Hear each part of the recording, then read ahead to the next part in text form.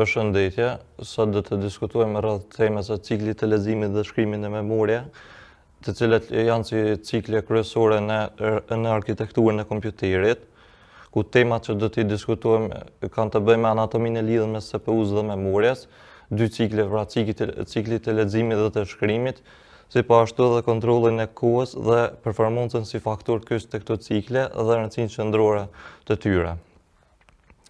Pra, si komunikon CPU-ja me kujtesën apo memorien në nivelin më themelor.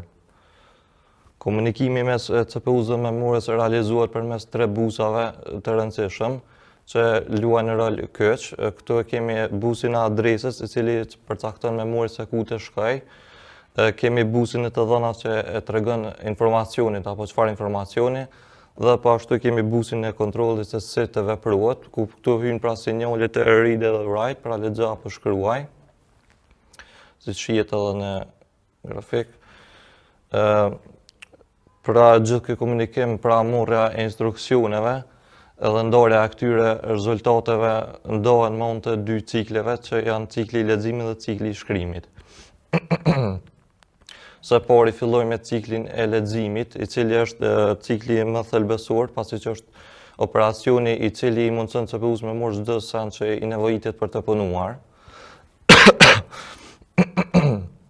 Qëllimi i këtij cikli është i thjeshtë, pasi që ka transferimin e një informacioni, qoftë në një instruksion apo ndonjë dhënë nga memoria drejt procesorit apo CPU-s. Ky proces shkon në bazë të disa hapave, të cilët i kemi paraqitur, ku së pari CPU-ja vendos adresën në busin e caktuar pa në busin e adresës, dhe pastaj pas dërgimit të këtij adrese, atëherë busi CPU-ja aktivizon sinjalin read apo lexo, duke i thënë memorjes që mi bë gati të dhënat, dhe pastaj moduli i memorjes pas dekodimit e gjen qelizin e memorjes dhe pastaj ndërsa CPU-ja ndërkohë pret për qasjen apo access time-in. Ndërkohë pastaj memoria këtë vlerë vendos në busin e të dhënat, i cili prap mirret nga CPU-ja, ku pastaj edhe ky proces vazhdon pa ndalë përgjatë ekzekutimit të programit.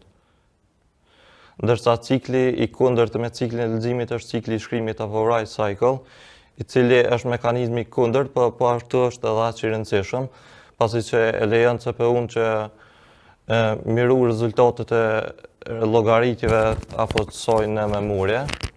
Qëllimi i këtij cikli është që mi transferu të vlerat pra nga CPU-ja në një memorie. Edhe ky proces shkon në bazë të disa hapave, ku së pari CPU-ja duhet të vendos adresën edhe të dhënat në busat e caktuara, pra në busat e adresës të dhënat në të njëjtën kohë.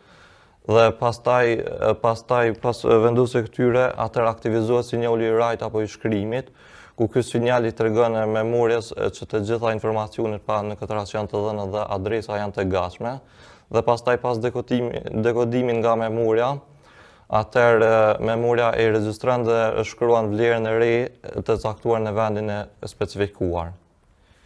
Këtu kemi paraqitur edhe një grafik mes dy cikleve.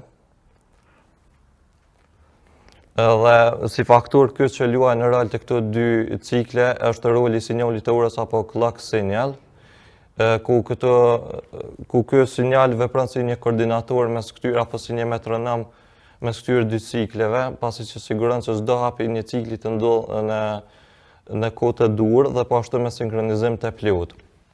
Ndërsa performanca apo shpejtësia e këtyre dy cikleve përcaktohet nga koha e qasjes apo ndryshe access time, i cili është tregues i shpejtësisë së memorjes dhe është koha pra që i duhet memorjes për mi përgjigj një kërkese të caktuar. Dhe sa më e vogël që të jetë access time, aq më shpejt do të kryejnë këto cikle dhe kjo ndikon te rritja e shpejtësisë së kompjuterit. Dhe si përfundim ciklet lexim dhe shkrim pra janë gjuha e vetme që këto CPU-ja dhe memoria kuptojnë dhe janë përcaktojnë shpejtësinë, besueshmërinë dhe efikasitetin e çdo llogaritje të sistemit. Dhe pa këto protokolla që janë të rrepta, sistemi do të ishte një kaos. Dhe këtu janë si kode themelore që menaxhojnë trafikun.